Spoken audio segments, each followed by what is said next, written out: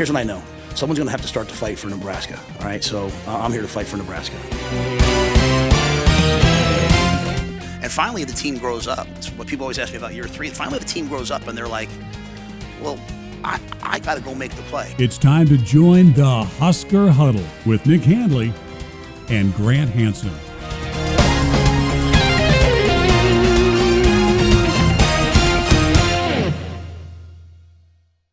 It's another week of the Husker Huddle alongside Grant Hansen. I'm Nick Handley. We appreciate you being with us on a show that's going to have obviously a lot of breakdown for a big game, little reflection on the previous game for Nebraska becoming bowl eligible with that win over Northwestern, but also some big news as it pertains to the Nebraska football head coach's future at Nebraska. But again, always appreciate folks checking out the Husker Huddle. This is episode number 13.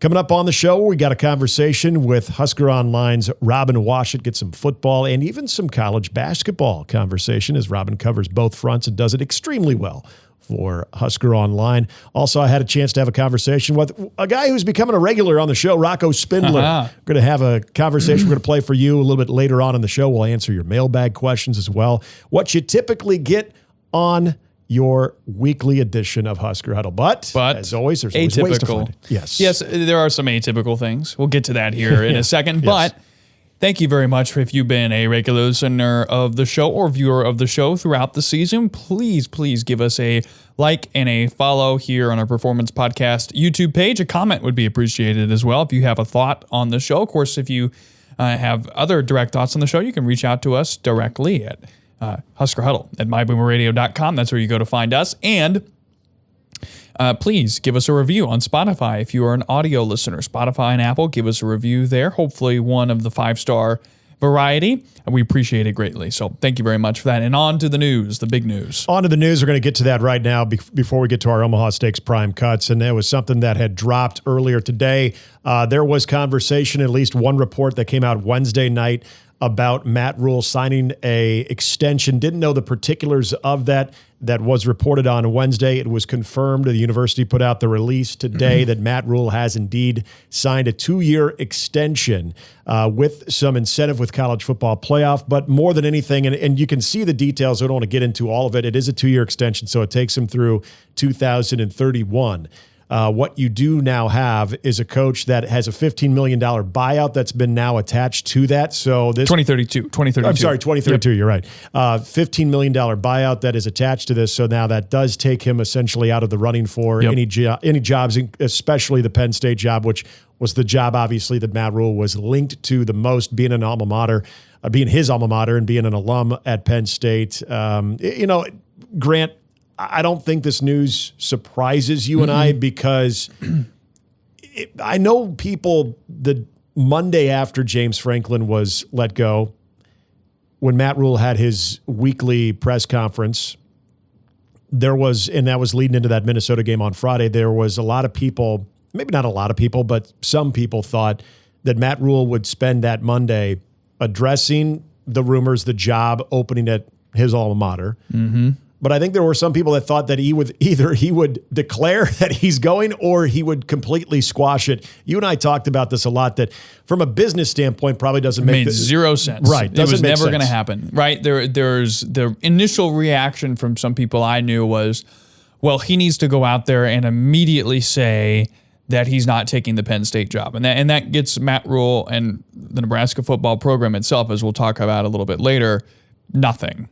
Right. That is not to his advantage in any way to say that, and he didn't. And then there was a lot of weeping and gnashing of teeth and questions about what color gear he's wearing this week and whether or not there was a Nebraska logo on it. And oh my gosh, his Nebraska football helmet on the House Rules podcast is gone, and like all a lot of overanalyzing. Yes, and it turns out the most reasonable expectation and outcome was the one that ended up happening. And it's, I think this extension, he was already under a pretty big contract. Mm-hmm. I think this extension does a very good job of, I guess to use another biblical reference that's maybe not splitting the baby here a little bit, of like the people who say he doesn't deserve this.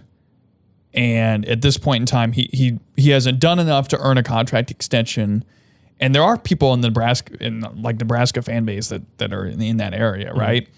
But this is only a 2-year add-on to the deal that already had him under contract until 2030. I don't know if we know for sure, I guess, what the salary increase is yet, but it's not like they've committed to him any much longer than they already have. The salary increase essentially comes from college football playoff appearances, that salary increases by $1 million each time that he would make or Nebraska would make the college football playoff. And look, in my opinion, it makes sense, obviously. You knew this was coming. I mean, there was no world that would exist in which Matt Rhule stays at Nebraska and his contract doesn't have any alterations made to it. I mean, that just was not going to happen. But you feel good about this, I think, if you're a Nebraska fan, or you should today. I mean, you'll see what the rest of the season holds. People might feel different on November 1st than they will on December 1st. But this is a guy who has shown clear signs of progress over 3 years here in Nebraska. This is a guy that, unlike his predecessor, isn't on pace to become the worst head coach in the history of the program in terms of winning percentage. And he represents the state very, very well. He showcases the state very, very well. He showcases the program. He showcases the city of Lincoln. He's an advocate for this area.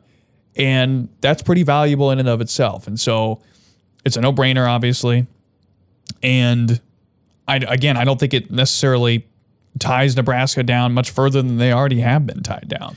I'm going to go back to what he did talk about that Monday after James Franklin was fired. Yeah, I think I know where you're going with this. And I think this is the next / most important piece of the puzzle. And yeah, there was the whole what he didn't say that had people talking.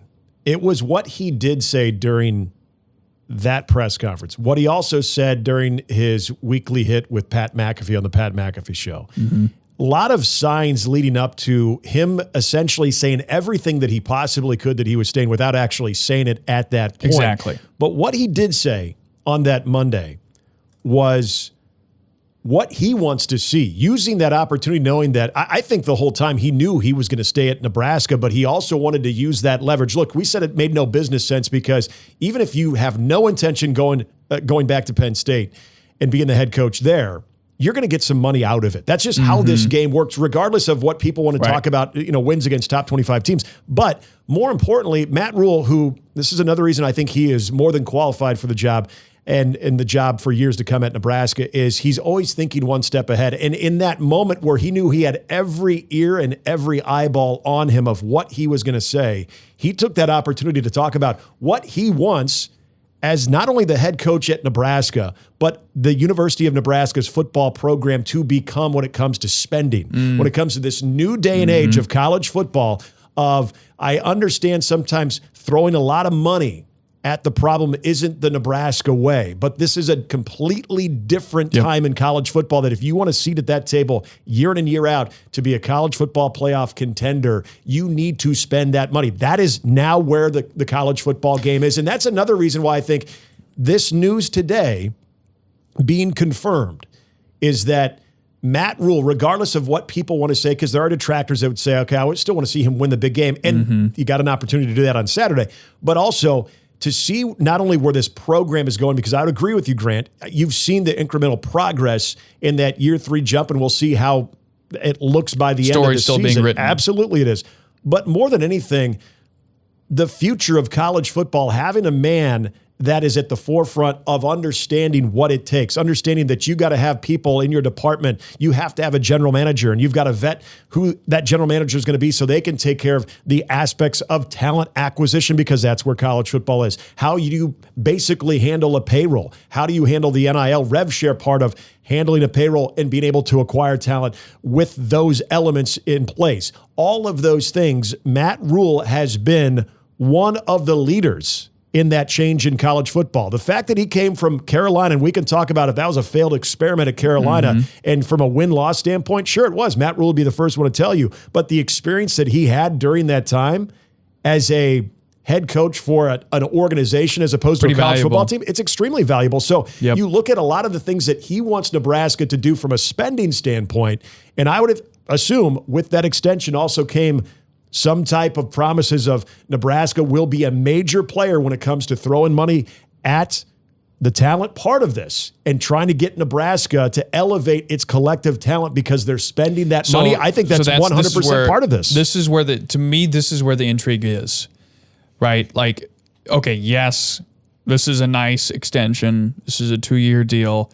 To me, what's actually really interesting is what comes next first off, the next month of the year, how Nebraska plays after this, right? Because there was a Frost extension immediately followed by a horrible loss. I wish I could remember who it was. There's too many horrible losses.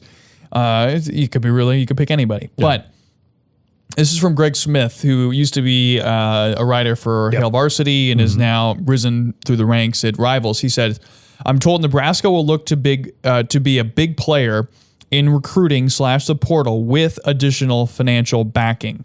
This move has a lot to do with calming fears of donors who are on the fence due to uncertainty with Penn State being an open job." So that's where the intrigue is okay, how much does Nebraska spend? How successful is Nebraska next year in the portal? Not only with acquisition, but retention. Yep. And can you be a team that spends enough money that you can get, I don't know if you can get to 20 or 40, but can you start to climb towards that range and put yourself at the table with the top 10 spending programs in college football because it becomes about spending. Yeah. And you have, I think you feel confident to say you have quality coaching, but it's going to be about spending dollars and having those dollars available. And now you have donors who say, okay, he's going to be here for the next 7 years.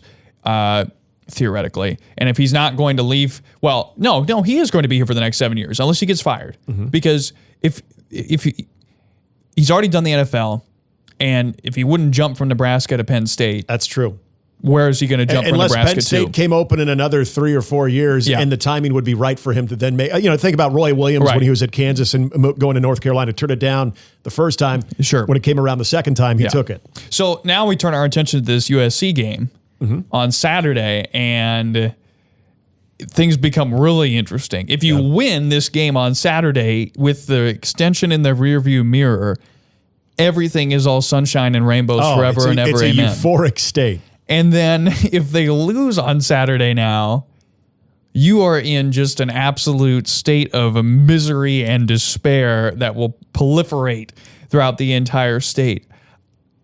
I'm very, very interested. Yeah. That adds a whole nother layer to the discussion of this game. Not necessarily what happens in the game, but what happens after it and the way the rest of November is perceived.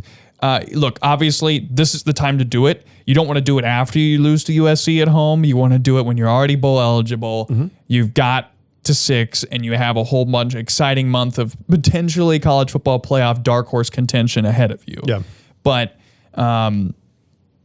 fascinating because it adds a very, very different wrinkle to the rest of this game. And I know we don't have much time left to talk about it here because we spent a lot of time talking about the extension. You'll hear our thoughts in the prediction segment, but it's just an interesting time in our prime cuts too. I mean, it's like, a lot of those are totally still relevant. Like what C.R. Wright had to say about USC, still relevant. What that means to him. Like we hear all this week about there's a lot of pomp and circumstance going into this game with the blackout and the black uniforms and the visitors that are going to be in town and all of that.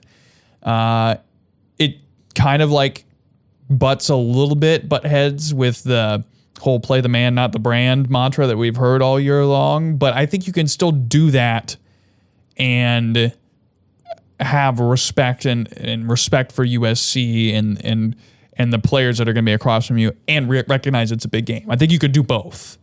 I'm going to say this before we get to our prime cuts too, and that is Matt Rhule, the coach, the developer, the guy that got him, the job at Baylor, then that got him the job at Carolina, then that made him the most sought-after college football coach when it didn't work out in the NFL, and Nebraska got him.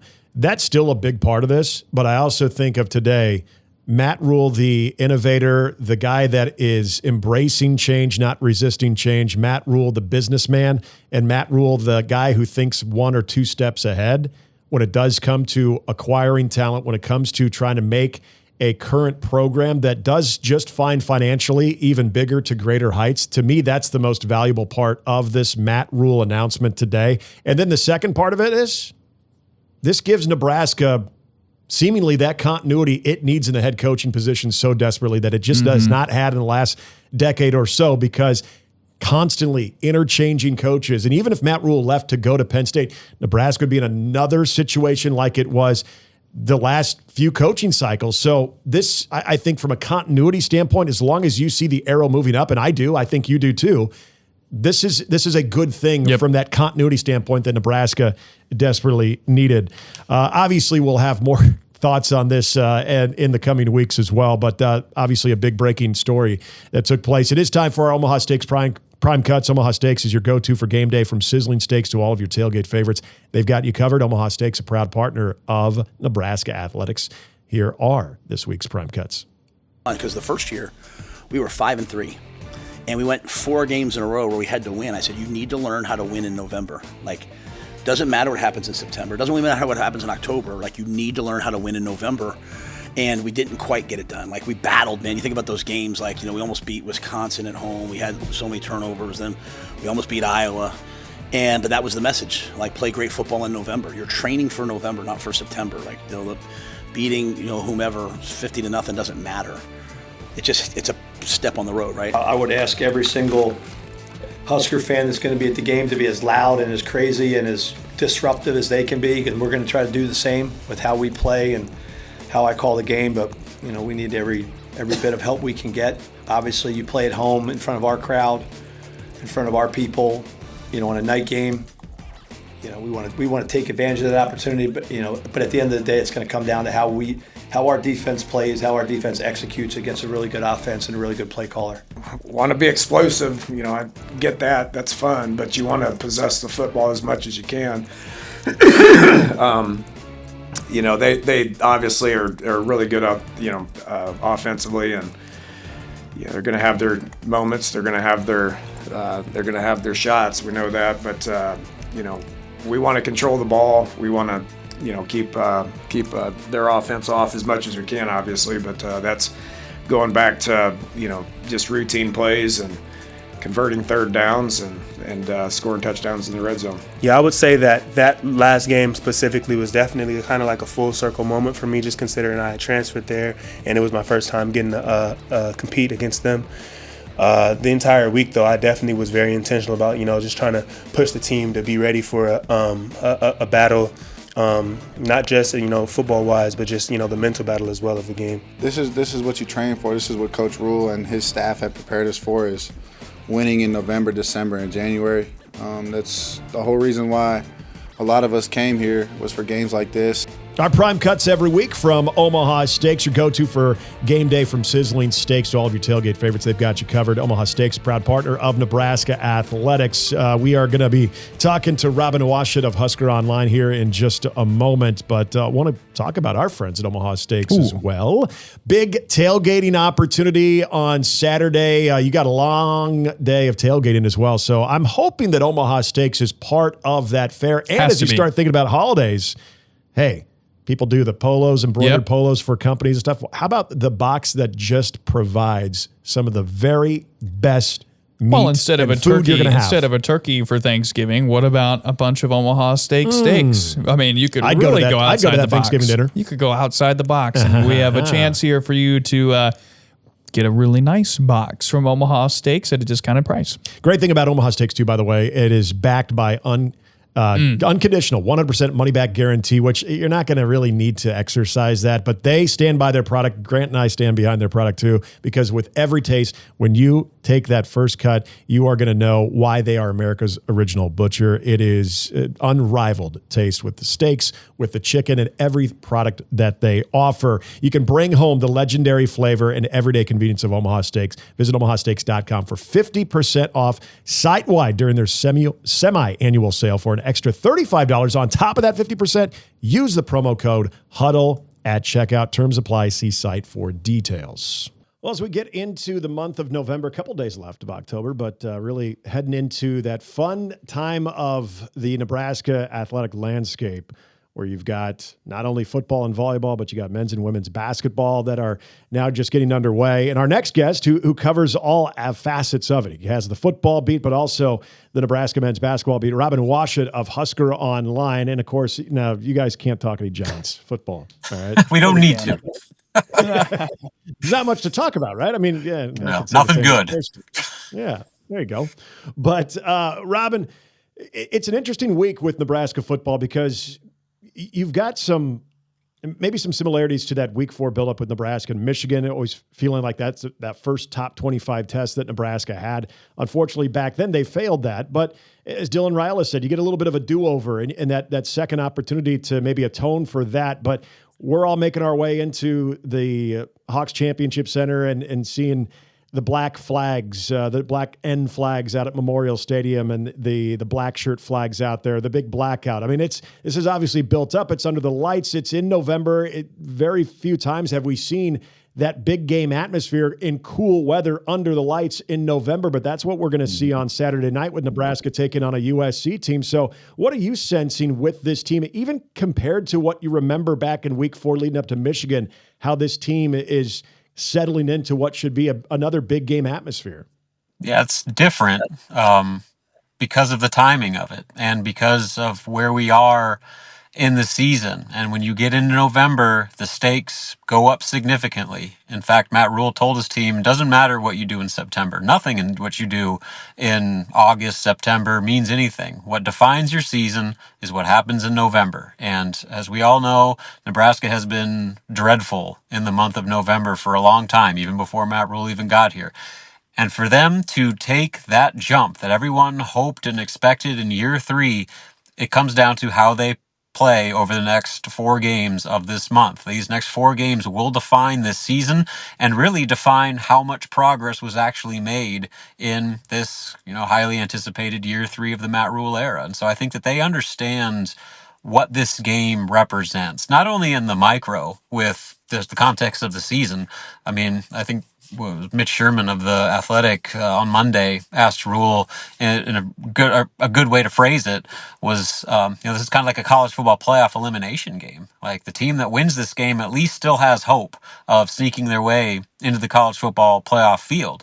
The team that loses is probably out of it. So that in itself, to play a game with legitimate postseason consequence in November is something Nebraska hasn't had in a long time. I mean, maybe like to try to sneak into a bowl game, but this is a much bigger deal than that. So that in itself makes this a huge game. And then, from the recruiting aspects, this is their last chance for a night game. They picked this game for the blackout, back in the spring when the schedules came out. And so they kind of pinpointed this as a really big recruiting opportunity. They're going to have over 60 visitors on campus. And so they're really doing, blowing it up, going all in on the black with the uniforms, the flags, the print on the game notes, the website font and all that stuff. They're all in on it and they want to do it every year. And so, if you're going to do it, go head first. And so they're doing that. So, I think that they're kind of embracing this being a big game and not shying away from, it's just the next game on the schedule. No, this is a huge game. This is a helmet game where 2 iconic brands in college football are playing each other, but then also, for what it means for both teams' seasons. But then when you break it even further into the macro, all that being discussed about what it means for this season goes into this probably being, I think you could make a very strong case, the most critical game yet of the Matt Rhule era because of what it could do to propel the program forward in the direction that it wants to go. I mean, it's not going to define the tenure by any stretch, but it's significant in taking that next step. They've made kind of incremental progress over the last 3 years.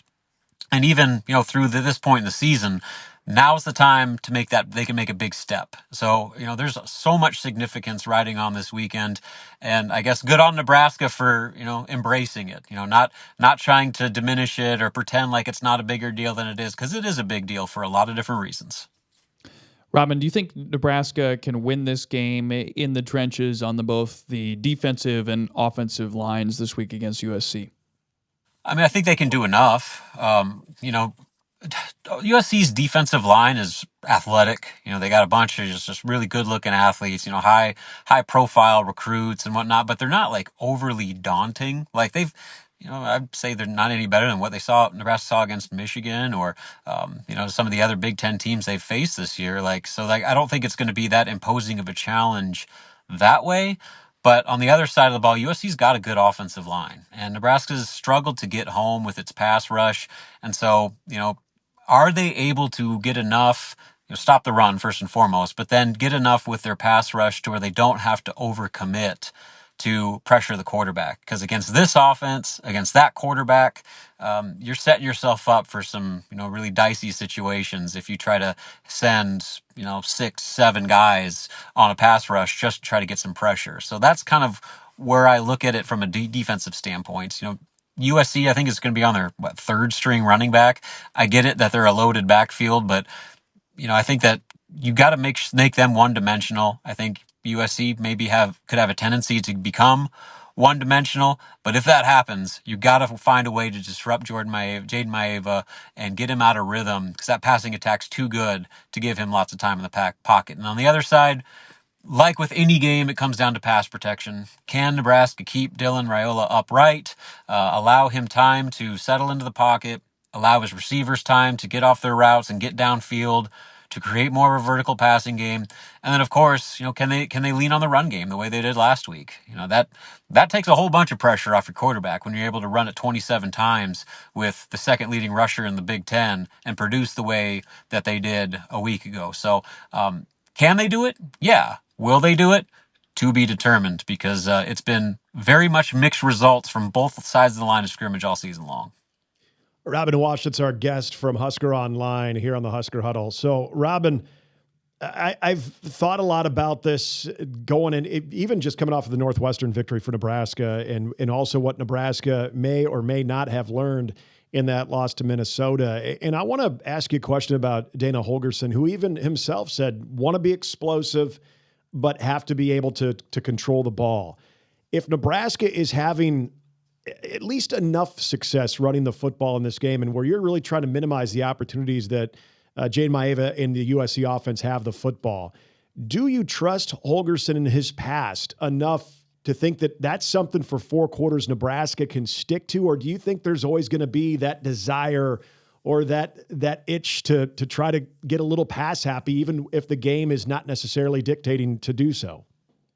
Yeah, it's a fine line. I thought that, last week kind of showed that Nebraska needs to be more run-oriented. I mean, your best offensive weapon right now is your running back, and you got to get the ball in his hands. They didn't get him the ball nearly enough against Minnesota, especially early, and, it played a part in them losing that game. So, that's kind of become pretty clear. Like, Emmett Johnson needs to be your bell cow. You have to get him involved early and often. And I think you're at the point now where you're not worried about, wear and tear with him. I think he's perfectly okay with handling a big workload. He said he feels good. He's tired of getting asked about, how he's feeling and how he's handling carrying the ball 27 times. So I think he's more than ready to take that on. And if you're able to have that in your back pocket where you can lean on your run and stay ahead of the sticks, and have second and shorts as opposed to second and longs, that makes such a difference on that, kind of erratic offensive line and pass protection, and helps Dylan get more comfortable. And then even more so, it sets up play action. That's something that Nebraska's offense just hasn't had nearly enough of. And you want to talk about deep threats and explosive plays, a lot of those come off play action. When teams are overcommitting to the run and have to respect your run game, you can't drop 2 or 3 safeties high like Cincinnati did, like Michigan did, like all these other, Minnesota, where you basically make everything be dink and dunk underneath. When you run the ball, everything opens up in the passing game, and that's where the explosiveness comes into play. So I think it's a two-sided coin where Dana has to stay committed to the ground game. They have to establish that early, and then you can't get bored with it. Even if it's not turning out results out of the gates early, you have to stick with it and try to let that open up as the game goes along. And if you do that, obviously you're possessing the football, you're keeping USC's vaunted offense off the field, and you're setting yourself up for maybe some more dynamic passing plays down the field through play action. So I think that it's, again, you got to pick your spots. You're going to have to score points to beat UCLA or USC. So you're not going to have to sit there and win a 7-3 game. So you have to have some explosiveness with your play calling. But at the same time, you can't get away with what is kind of become your identity on offense, and that's running the ball. Robin Washut, switching over to hoops here. To use a rather specific measuring term, Nebraska has shot a metric crap ton of threes in its first 2 exhibition games. Do you worry at all that if that's the only way that Nebraska can win games this year, is their path to victory too dependent on the 3 ball, or can they get it done winning that way? I mean, that's what they are. That's what they built their roster to be. They have rink mass and they surround them with 4 shooters. And, to that end, I think they did a good job with their roster construction, because you've seen, they have the ability to where you have 6 or 7 guys that can go off for 20 points on any given night. You saw it with, obviously Rink doing his thing, but Connor Season, Price Sanford, Braden Frager, they've got guys, George Marcus Lawrence, with the way that he's being able to orchestrate the offense in transition. So I think that they've got the right pieces in play to be that team, and I think that's what they have to be. They realize that, just with their financial situation, like, you've got to have an identity and recruit towards it. And so Fred said, you know what? I'm not going to have a player on my roster that can't make a 3-pointer. So they did that. There's not a guy on the team that's going to shoot the ball and you'll be like, no, don't shoot it. So that's a big 180 from where they were a year ago, where they had maybe 2, maybe 3 guys that you'd trust shooting a 3. Now you've got a roster full of them. So that's what they're going to be. And they're going to live and die by the 3, which there's going to be nights like BYU where it looks fantastic and they're going to score 90 and compete with anybody they play. And then there's going to be like what you saw the first half against Midland, where the shots aren't falling and you're 7 of 25 or whatever. And, it's just kind of looking like you have no rhythm or flow offensively. That's what I think is going to define the season, to your point, is can they find other ways to score when the 3 ball isn't falling? Who's going to drive the ball and get to the line? When the shot clock's winding down, even if you're not scoring at the rim, who's just going to go force the issue and create offense at the foul line? And, are they going to be able to play defense well enough to create points off turnovers and transition opportunities to open things up that way? So that's kind of unknowns right now. 2 exhibitions, I don't put a lot of stock into either of them. Certainly there's reasons to be optimistic from those 2, but we won't know much, not even Monday night. That West Georgia isn't going to change much about what we know and don't know about this team. So it's going to be on into the season, probably close to the end of November, before we get a true feel about what this team is all about. But one thing we do know is they are going to shoot a analytical crap ton of 3s every single night. And when they go in, they're going to look really darn good. When they don't, how are they going to adapt and find other ways to win when they have to, take that plan B approach offensively? That's a great point you bring up there. It's where I wanted to go too. I try to compare some of these teams, just versions of these teams that Fred has had at Nebraska, and try to go back to that Iowa State formula where they never really had that dominant physical big. They had more of an offensive-minded big, but not that dominant physical one. That seems to, I think people bring it up maybe more than they need to in the Big Ten. Like, you got to have that player, where I think we've seen now there are other ways, especially in high-level college basketball, that you can win without having that dominant, forceful, two-way big men. But when you do look at, we'll use the Midland game as an example. You start Burke, you start Rink Mass. Those guys obviously can score, especially Rink Mass.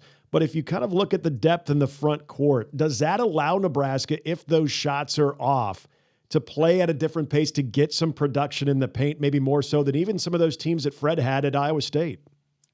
I think they can, but I still don't think you're going to see them go away from what they do. If anything, you're going to utilize the spacing that a Rink creates, that a Berke can create. When you have the ball at the 5 spot in the high post, that brings the opposing big out of the paint and opens up everything for everyone else. And if you go back 2 years ago when the NCAA tournament team, everybody talks about how good Rink was and how good Casey was shooting 3s, but their ability to get to the rim off back cuts was fantastic, especially towards the end of the season.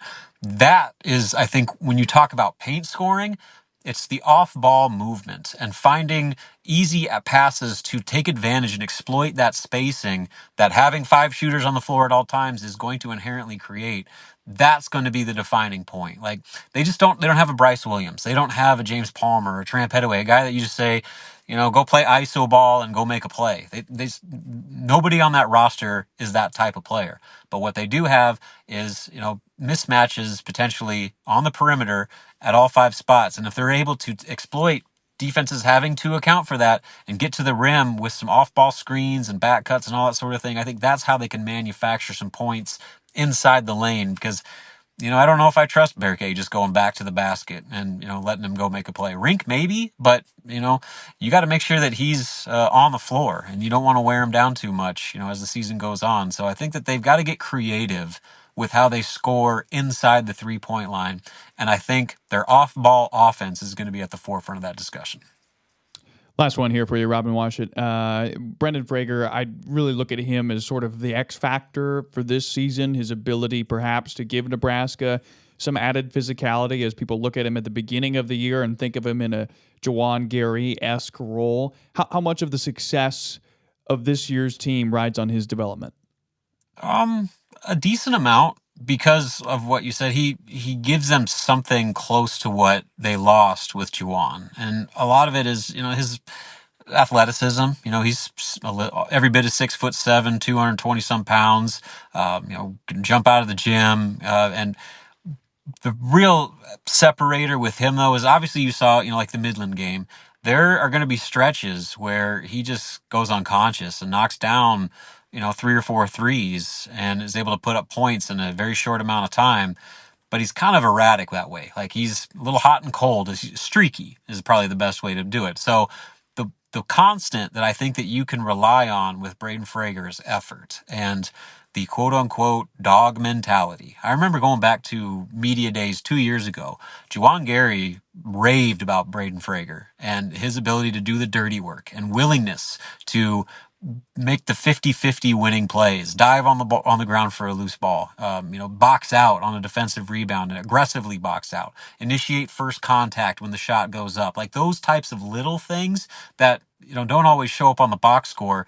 Braden Frager is probably the most willing to do those things than anybody on the team. So his shooting and his scoring are going to catch a lot of the attention, especially when he does things like he did against Midland. But I think his real impact is going to be felt in those kind of hidden plays where, he's extending possessions with just pure hustle and, being tougher than their opponent. And, for a team that kind of is built around skill and finesse, having a guy like that is, you're going to need every bit of that as you can get. Great football coverage, great basketball coverage on Husker Online. Robin Washut doing both of those jobs, of course, with Sean and Sip and Abby, a fantastic team over there at Husker Online. No, it's the busy time, but you wouldn't have it any other way, but really appreciate you spending time with us today, Robin. Enjoy the game on Saturday. Absolutely, I will. And Grant, at least we always have the draft, right? Hey, man. It took you guys that long to get a Giants one in there? I tell you what, nobody is prepared for the draft like Giants fans. We're on our the Super ball Bowl. It's our Super Bowl. You guys act like you're talking to a Chiefs fan. I'm a Bears fan. I know your pain. My God. Yeah, I know. I got to keep reminding myself that I've experienced, 2 adult Super Bowls, 2 childhood Super Bowls. So, I got to keep it in context. But, man, these last 15 years have been rough. Thanks, Robin. Thank you, Robin. Yep, on that note, see you guys.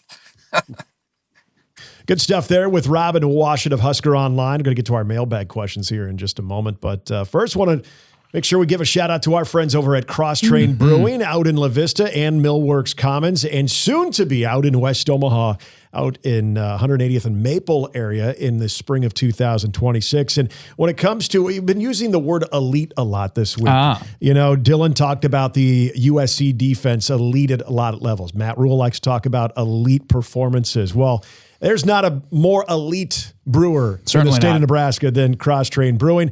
They've been voted Omaha's best microbrewery. So congratulations to Bobby and Scott and the entire crew. But also, whether it's the Fairy Nectar, whether you're looking for seasonals, they're going to have their 12 Jams of Christmas coming up here in December.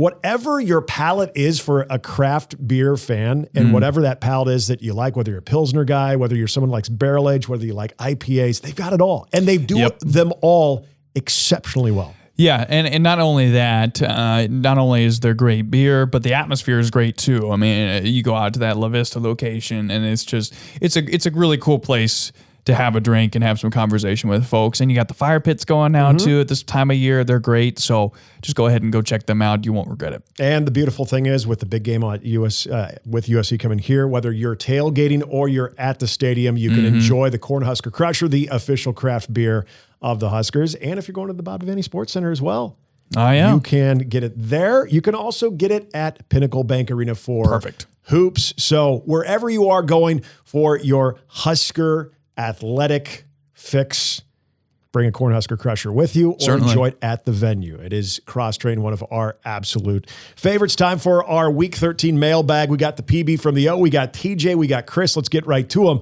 PB from the O says, Mike Schaefer said that an estimated 30 recruits will be in attendance for Nebraska this week. How much pressure does that add to Nebraska aside from playing a team they've never beaten in USC 0-5-1 all time? I would say none. I don't think there's a single player that will take the field on Saturday night that's thinking much about the recruiting, and I would certainly hope that the coaching staff isn't either. I would think maybe the head coach has some level of concern about this, but I think a lot of that is pressure that's felt, or regret if you lose, or jubilation if you win, that's all felt after the fact. Nebraska is going to have its ducks in a row when it comes to game presentation, game feel, the atmosphere, all of those things. I don't think there's really much on the minds of the coaching staff and the players other than winning games. The recruits will think what they want to think about everything else.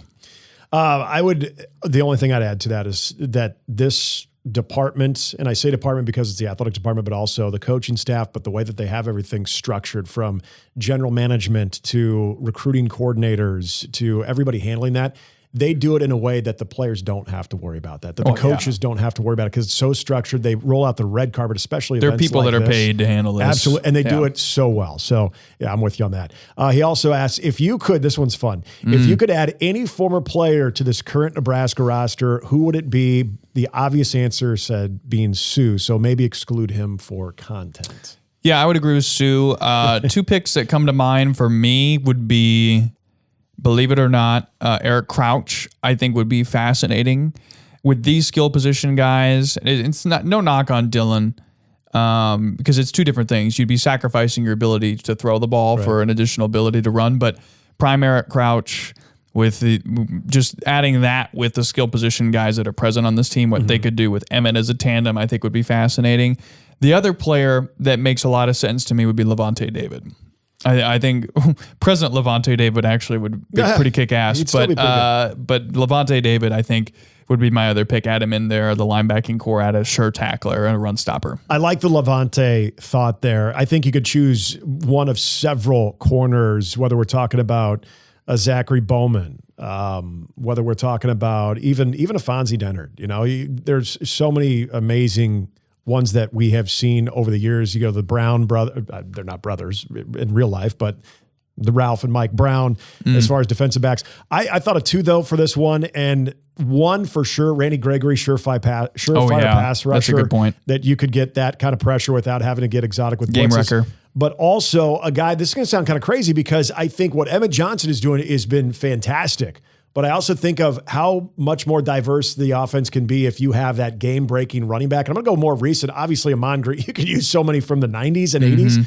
But I'm going to go with Amir Abdullah. Amir Abdullah, I think, also adds another dimension to that offense as a game-breaking running back, but also a very good option out of the backfield as a receiver, too. So those are a couple quick ones there. Question there from Chris. What's the ideal workload, in your opinion, for EJ this week, but also maybe on a per-game basis for touches for Nebraska to keep seeing success? I know my answer. 20 to 25 per game, nothing less than 20 in my opinion. I think 20 is on the low end. Where my head was at. I think he needs to be at 25 because I think, as we've seen, and this is the one thing I have liked about his role this year compared to the last 2 years where they were always kind of doing a either 2 or 3-headed type approach, is getting Emmett Johnson, watching him get lathered up throughout a game. You've seen him, when used properly, sans Minnesota, he gets stronger in the second half. And so, I like the fact that he's tired of hearing those questions about the workload. Look at him. He is stronger. And I think that strength, that overall work he put in the weight room in the offseason was for that type of workload. So I think anything less than 20 is a disservice to this offense. And I think he's in the ballpark where if he has to go 30 on occasion, he could. But I think that 20 to 25 is a sweet spot for him. No, couldn't agree with you more. I think for USC, he needs to see at least 25 touches in this game, at least 20 carries. And look, I think you just go with him until the tread comes off the tires over this final month of the season. Like, you just have to just keep giving it to him over and over and over and over again, because he hasn't shown any signs of slowing down. And like Robin said just a little bit ago, he's been your most consistent offensive weapon without a shadow of a doubt.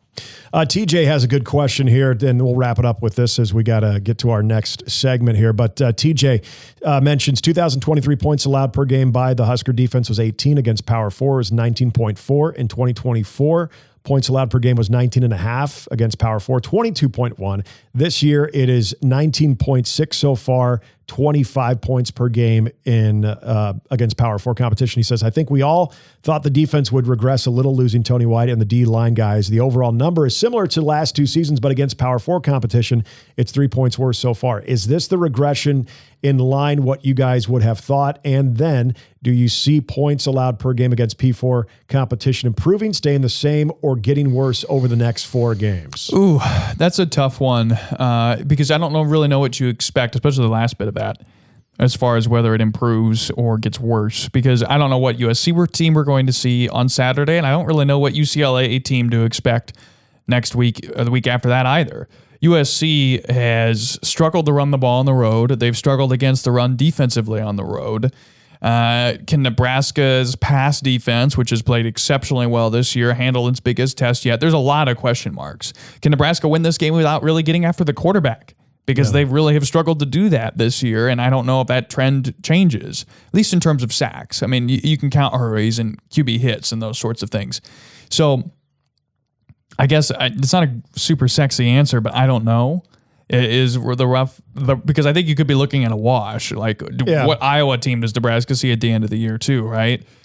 That's a big question mark. The regression, I don't know if it's as bad as I would have thought. I feel like they're giving up a lot more big plays than I thought they would, and they're creating less havoc than I think they should be creating. Yeah, the turnover margin for me is... They're getting good takeaways, I felt and that's what I felt this secondary was capable of, but I thought maybe it could be also stem from being disruptive up front. The regression, I would say, is close to what I thought it would be, with the caveat of the tackling has been a lot more sloppy than I thought it would be. Because even with an inexperienced defensive line, I don't necessarily put those guys on blast for as far as the tackling woes, but more experienced guys in the secondary and even at the linebacking core. I mean, Javen Wright has been an absolute dog out there. And so if he's missing a tackle, it's very few and far between.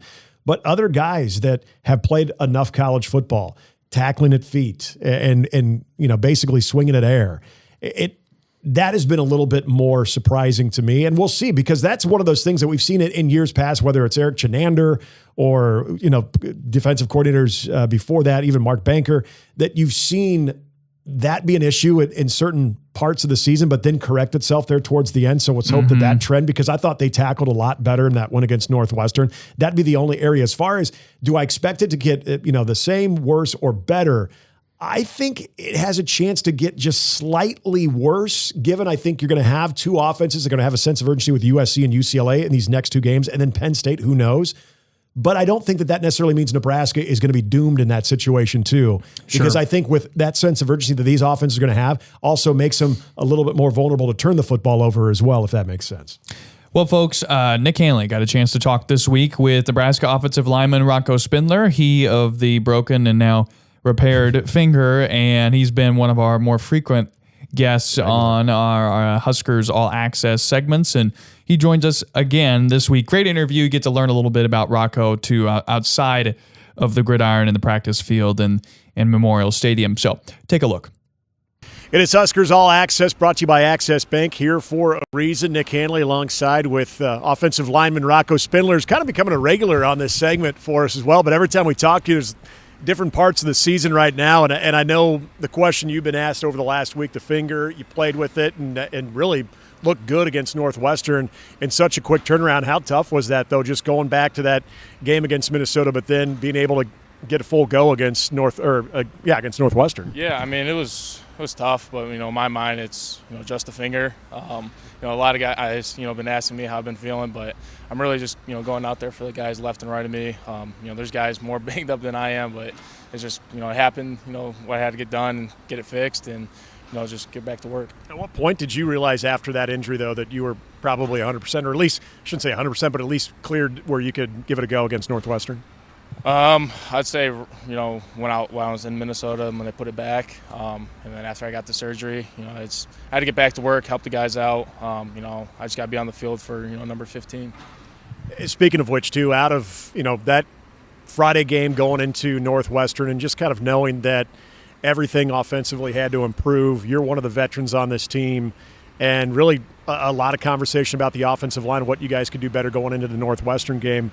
What did you see from your guys, the way that they responded throughout that week of preparation? Yeah, I mean, we just kind of attacked practice and our preparation. We stuck to the process, and we're just very critical on each other and where we can improve at. Guys were buying in each and every day, each and every snap. So it was great to see from them, and then to carry it out into the field was awesome to see. I know we talked to you at one point earlier in the season about your first experience night game at Memorial Stadium. Now you got a conference game. You got USC coming in. Just seems like a lot of build-up again. I know you want to enjoy the moment, but also be businesslike as well. How do you, now that you've been through at least one of them, how do you kind of manage just the overall emotions of a game like that, especially someone who's played a lot of college football like yourself? Yeah, I mean, every game is a big-time game. But, I mean, the preparation is still the preparation. You're going to have your process. You kind of just look the man who you're going to play against and just play ball. The guys are pumped up, but I mean it's a night game. You just can't think about too many X factors. You got to just think about football itself. You see the way that Emmett has a pretty big workload, and I know a lot of that hinges on your guys' success up front as well. What does that do, though, when you see the running game as effective as it's been, especially as of late, and what that can do for you guys' offense, especially getting you guys in a rhythm up front too? Yeah, I mean it's hard work from hard preparation all week of practice, and then get to put it on display when the runs are called, and then when you execute them, that's the biggest thing is we get them called, we just have to execute them, and then let Emmett do his thing. I mean he's a damn good back, and I'm proud of him. So we know now you've settled into Lincoln pretty decently now. First time we talked to you, we brought up the person you did bring. I shouldn't say the person, but the actual it can be kind of like an animal person, but your dog. So how does my colleague Grant Hansen brought up a great question before we came on the air here, and that is what do you do with the dog when you're away on away games, and how is he also adapted to life in Lincoln? Yeah, I mean he loves it. I mean I got great teammates here. They have girlfriends, so they'll watch him while I'm on the road. They do an incredible job, and he loves it. He gets a lot of attention, a lot of treats, a lot of extra toys. But he loves. I mean, I make him watch the game as well, but he loves it. Like he'll sit down there, the little nanny cams on him, and he'll watch the whole football game, chewing his bone, and he's living life. And especially now the cold weather's getting on, and he'll get his little sweater vest going too. But he's enjoying it. We gotta give him some NIL deals with Chewy.com or something. There you go. Food's getting a little expensive, so I like that. Lastly, we talked to Justin Evans not that long ago, and he talked about just you guys getting together during your downtime. But I know he's also one of the elite chefs as far as feeding all of you guys. So, what does Justin Evans make that you guys like the most? And do you have any contributions when it comes to cooking for your teammates, especially your fellow linemen? Justin, I mean, I haven't personally ate any of his food yet. I mean, it's always like weird timing. Like I'll be out of town, he'll be in Lincoln, or he'll be out of town, and I'll be here. I'm pretty sure he makes like good barbecue and ribs. I'm like almost 100% sure he makes that, and I know all the guys love it. From my standpoint, it's being Italian. I'm really good at making pasta, but I'm also my little niche is like I'm good at making chicken wings. Okay. Chicken wings, a little garlic parm chicken wings. I'm willing to put them up against anybody. So is this grill, air fryer? What's this? Deep fried. Deep fried. It's the only way to do them. I mean, baked wings are. So those aren't good wings, but deep fried, these old school, greasy, down to the bone. But no, it's good that everyone has like their own thing that they can make. So it's good that we get all the guys together. Got to feed the linemen, right? Yeah. That's right. It's Rocco Spindler. It's Huskers All Access, brought to you by Access Bank, here for a reason. All right, well, it is that time for predictions here. We're going to do a couple of predictions throughout college football, top 25 matchups. Then we'll get to Nebraska and USC, because I know that's what everyone wants to hear. Our expert. And I use the term expert loosely. It's so funny, though. When we look at this score, like this is like circled on everybody's calendar as the big week in college football. Do not put a wedding on this day. Penn State, Ohio State was the marquee matchup of the week. Oops. Miami, SMU was supposed to be huge. Mm-hmm. I mean, you look down the list, Texas Tech, Kansas State. I mean, there's supposed to be so many big games, South Carolina, Ole Miss, like preseason, that are just not nearly as attractive now.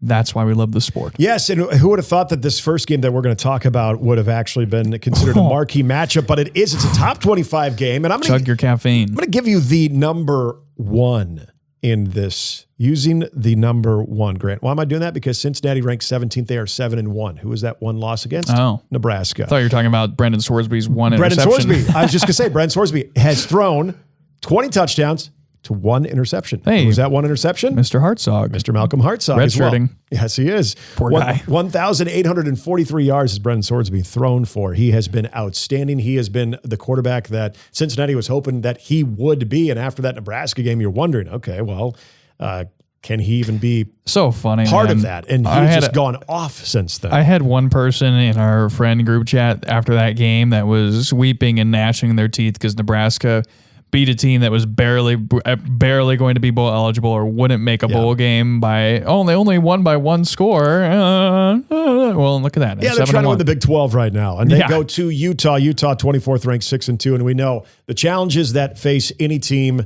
when you go to Utah. There's, you talked a lot about the physicality in the Nebraska USC game that has to be present for Nebraska. Physicality is like the calling card for this Kyle Whittingham led program. If you're going to win games, it's going to be because you were the more physical team. And if you lose, it's not going to be because you weren't the most physical team. That's what Utah brings.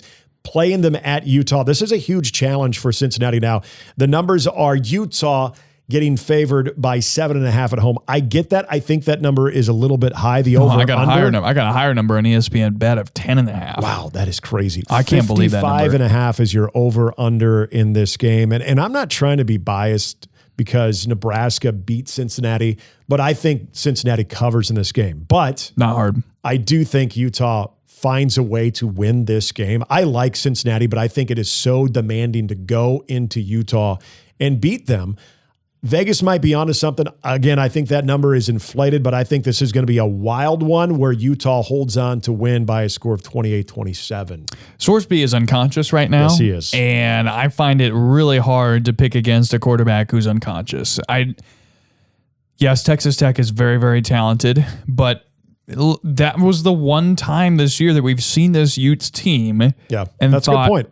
What is going on? Like, they're letting up this, especially in the second half, just the defensive collapse that they had in that game. That's kind of stuck with me as I've evaluated them. Yes, they're good, but they're not nearly as good as we expected them to be at the beginning of the year, especially defensively. I think this is a big chance for Cincinnati, and I think people are underestimating the Bearcats once again. I think this win streak continues. They get to 8-1, and they, I guess, upset Utah on the road.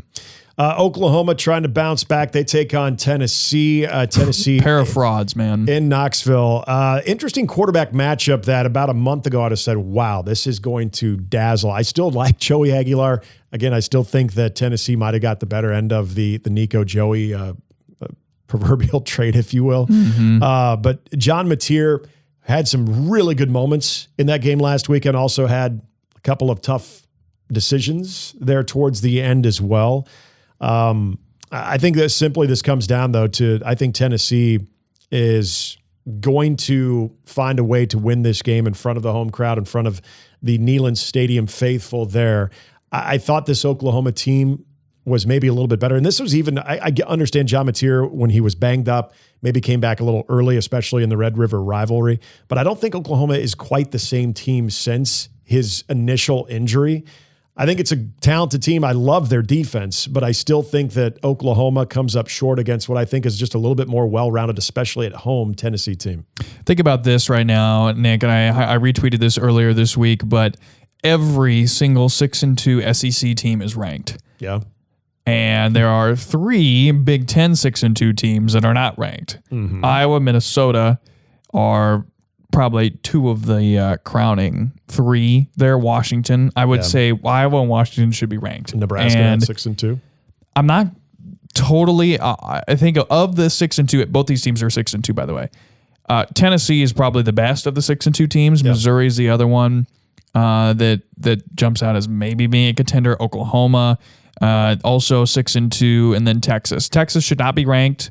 Tennessee deserves it fully. I mean, they're this close to beating Georgia, right? And then Oklahoma at 6-2. You can pick and choose a little bit there. Like, how valuable is that Michigan win? The loss to Texas, I think, is really, really bad. But they were competitive against Ole Miss. Yes, they were. So, of the 6-2 SEC teams, these are the 2 teams that probably most deserve to be ranked. I would agree. And it's the Josh Heupel Bowl too. So yeah, that's fun. Yeah. I like Tennessee here. Look, they're definitely the more legit of the 2 teams. They're at home. I'm very interested to see what the Volunteers do down the stretch. Look, you lost to Georgia. That was a huge opportunity missed, but you really don't have that many more. New Mexico State next week is your non-con gimme, and then Florida, and that's not going to impress anybody. Vanderbilt's a top 10 team right now, but that's the most overrated team probably in the polls. So you got to get this one if you want to make the CFP. If you beat Vanderbilt, you probably have enough credit with your SEC cachet to get there. If you take care of business against Florida and New Mexico State, close the year out 4-0, you probably get in. But you can't really miss this Oklahoma game. Absolutely not. By the way, 3.5 Tennessee is favored by. I think they cover that 56.5 is your over under. Mm-hmm. I got it in the ballpark of 33-27 Tennessee. All right, Nebraska USC. Here we go. Here we go. Nebraska USC under the lights, 6:30 NBC prime time matchup. The blackout, it's in effect, and if you've been in and out of the stadium leading up this week, everything is from the flags to even the media guide notes, even our game notes. Everything. It's all. If you go to Huskers.com and you look at even the bowling schedule, Nebraska is actually in black. They've committed. They really have. So what does that mean with this matchup itself? Well, I'm going to bring up the things I like about this matchup, the things that concern me, and what will sort of outweigh the other. The things I do like about this is I think Nebraska's resilience, and I think their overall belief that they are further along than what they were in the last couple of years in Matt Rhule with these types of games. And even with that Michigan game, I think there were moments where you felt like Nebraska had even done some things differently to make that game more competitive. So what did they learn from that Michigan game? We're going to find out Saturday night. But I do like that after the Minnesota game of maybe not using Emmett Johnson as much as they should have, they really did lean on him in the Northwestern game, and especially in the second half. You love where that trend is going. Absolutely. And I think there's going to be a nice heavy complement of what they know Emmett Johnson can do, but also putting Dillon in situations where he can get rid of the ball quickly, allow guys to make plays in space. So I do like Dana Holgerson's ability to scheme something that is going to fit the most important players on that offense, and 2 of them I just mentioned right there with Dillon and Emmett Johnson. The thing that concerns me with this offense is clearly the offensive line situation. The injury now to if Gunnar Gatula can or can't go. If he can go, he's not going to be 100%. If he can't go, well, then you're relying on Turner Corcoran and Tyler Knock to sort of fill that tackle spot opposite of Elijah Pritchett. Can Pritchett be a reliable guy at the tackle position? The tackles do worry me in this game. This is an athletic, not an overwhelmingly big defensive line, but a very athletic defensive line that USC brings in. Can this line do enough to not only allow the running game to be effective, but also to keep Dillon upright so he can have passing lanes and he can get rid of the ball quickly? I don't know if they can do that. Now, defensively, Jordan Maeva, he is the type of quarterback that not just Nebraska struggles with, but pretty much every defense struggles with. Yeah, when he things makes break everybody down, look bad. Exactly. That, to me, worries me. Nebraska tackling better in space last week. Does that trend continue? If it does, that helps things out. But when it comes down to this, Grant, and it comes down to doing the necessary things, and special teams will be a big thing. And this is where I love Nebraska in this game when it comes to special teams in that third phase. I think that's a favorable matchup for Nebraska. When it comes down to it, I think what USC does offensively collectively is too big of a problem for Nebraska. At the end, I have USC winning 31-24. So to me, a lot of this is all about, I've touched on a lot right? Physicality, but home versus road splits. Nebraska is going to ultimately have to play a 4-quarter complete game for the first time in a long time against an opponent when it counts. At the beginning of the year, I picked Nebraska to win this game over USC and announce itself as a team that is a college football playoff contender for the month of November. And I still believe that's true. I think Nebraska will win this thing. Look, you lay out all the things, right? Like the home field advantage, the weather. If Nebraska can establish and stick to the run and not abandon the run game, I think Nebraska is going to have a really, really good shot at winning this one. USC 52. This is from Michael Severe. Great job, by the way, at highlighting all this stuff from him. 52 points a game at home. 4 games there. 28 points per game on the road. They allow 19 points per game defensively at home, 28.3 points per game on the road. They rush for 263 yards per game at home, 124 at neutral sites and on the road. So Nebraska's allowing 150 on the ground. Yes. But you're also looking at a running back they're working down the order there too. Right. So to me, can Nebraska stop the run? Can it establish the run? Does it stick to the run?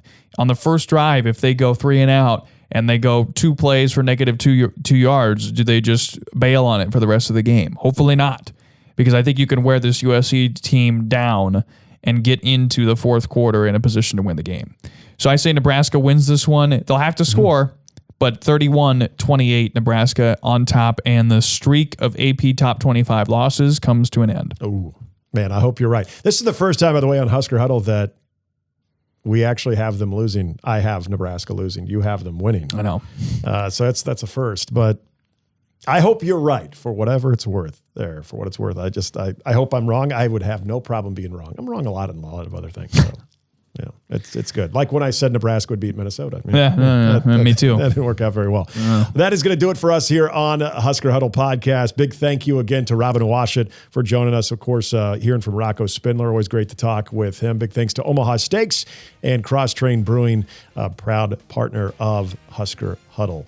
Grant, when you and I talk, we'll see. Because if what you said happens, this is going to be a very fun November, very exciting November. Meaningful football in November. That was the goal. We'll at least kick it off in November with a very meaningful game. 6:30. Again, pregame coverage on Boomer Radio starts at 2:30. 6:60 a.m. will start at 6 o'clock. And of course, you can catch Nebraska football on 100,000 watts on 97.7 HD3 as well, part of the Walnut and Boomer Radio family. We're looking forward to that. Until next week, for Grant Hansen, I'm Nick Hanley. We appreciate you checking out the Husker Huddle Podcast.